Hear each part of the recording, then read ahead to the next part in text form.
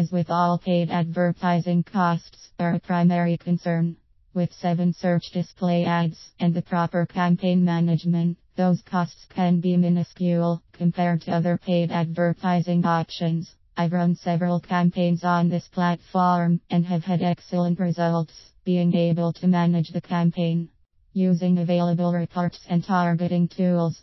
The campaign that I will use for this article is in the health and wellness niche, which is extremely competitive, and paid advertising is saturated with promotions in this niche. However, I have still been able to manage the campaign to the point where my CPC is averaging 1.6 to 1.8 cents per click.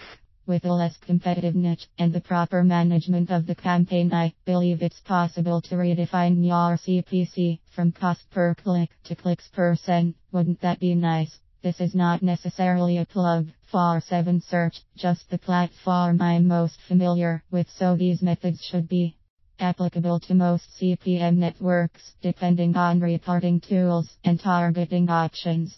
I want this to be applicable to all levels of marketers, so let's define a few things before jumping in.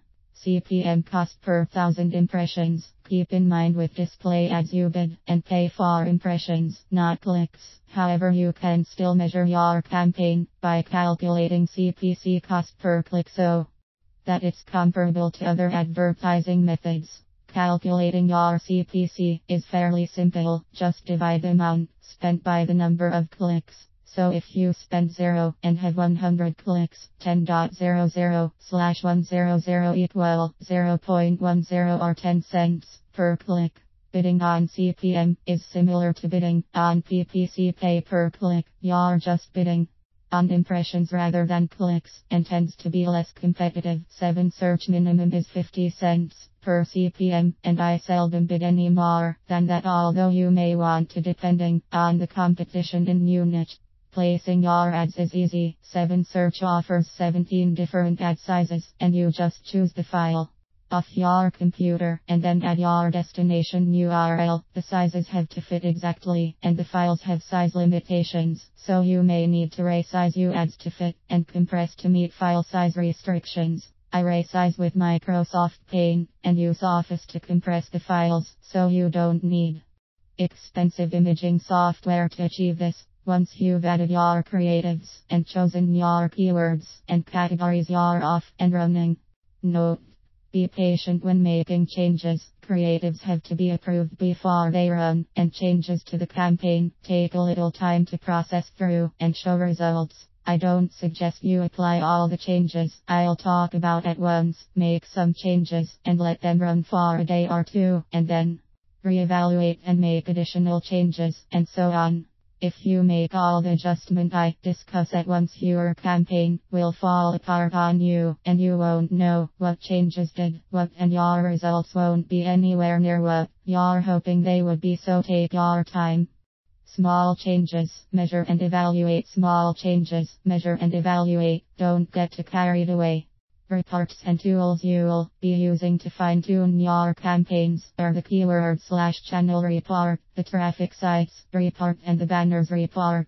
Keywords: I'm not going to get into. Most of us know what keywords we want to use and how to evaluate those. If not, there are tons of articles about keywords out there, so just search around. When you first set up your campaign, I suggest adding as many creatives, banners as possible, and then you'll weed out those not performing as you're managing your campaign. Managing your campaign isn't too difficult. We'll use the keywords/channels reports to eliminate those that aren't getting results, the banners report to eliminate the banners that don't attract clicks, and the traffic sites report to block those sites that don't provide desired results. So let's get to it. I'm going to walk you through the process that I use. Doesn't mean you have to follow this exactly, but it's what works for me. As you get used to using the reports to make changes and fine-tune your campaign, I'm sure you'll develop a process that works best for you. Once your campaign is up and running, let it run for a few days so you have good data. As I said before, don't be in a big hurry. Also, as you start making change, pay attention to your date range on your reports. Don't leave your date range too broad, or they will include stats from changes you've already made.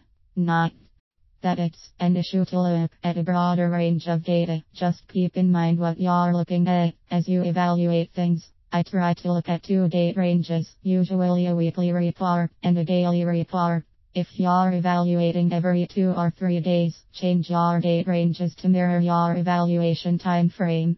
Also, don't get carried away with your daily spending. I'll start my campaigns with a day budget, and once I have the campaign performing at the level I want, then I'll start to increase the daily spending. Don't jump your daily spending up too much at once. As you increase daily spending, you still need to monitor and evaluate your campaign performance. A higher daily spend doesn't necessarily mean your performance will remain constant. So once again, take your time. Keywords/channels report. This report will show you your keywords and channels as well as impressions, clicks, your CTR click-through rate, and amount spent.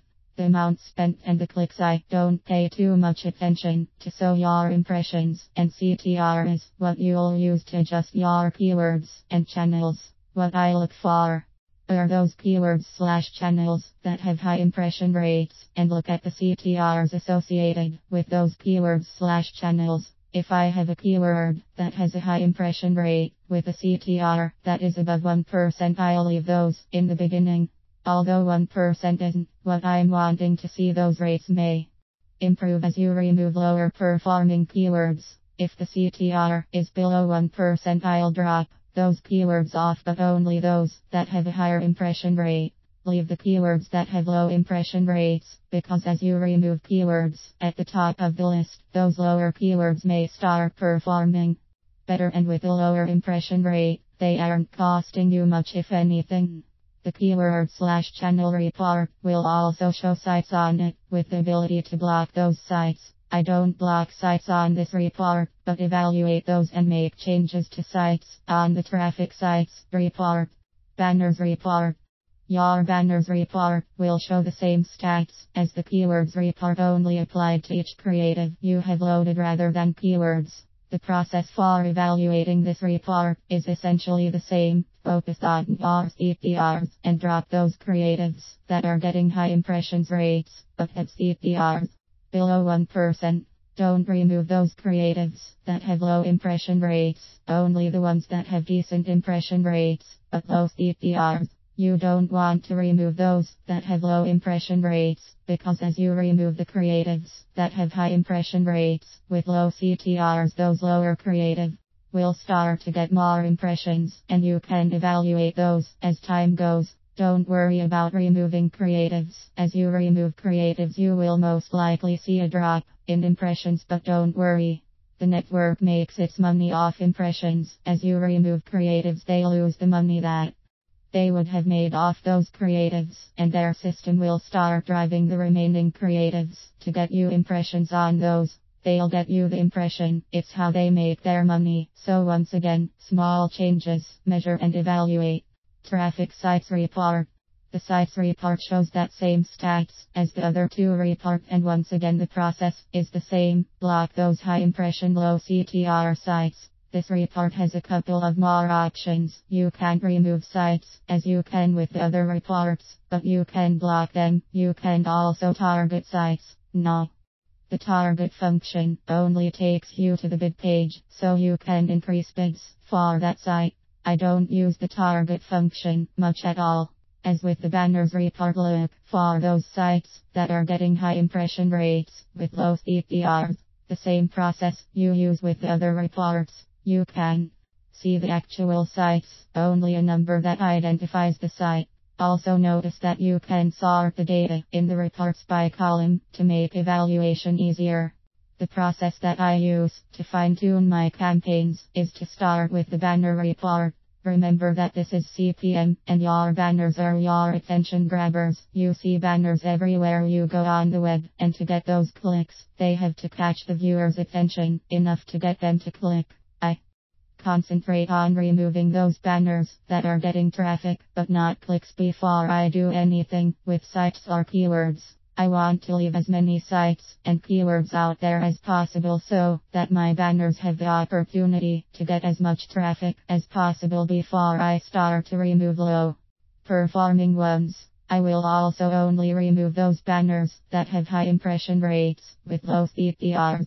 Those banners that have low impression rates, leave them, as you remove the low performing high impression banners. Many that had low impression rates before will start to increase, and you can evaluate those as time goes. Once I'm satisfied with my banner performance, I'll move to the sites report. Same process, block the high impression low CTR sites and leave the low impression sites and see if they improve over time. Then I'll move to the keywords/channels report and follow the same process. Once again, take your time and don't get in a hurry. Small changes, measure and evaluate.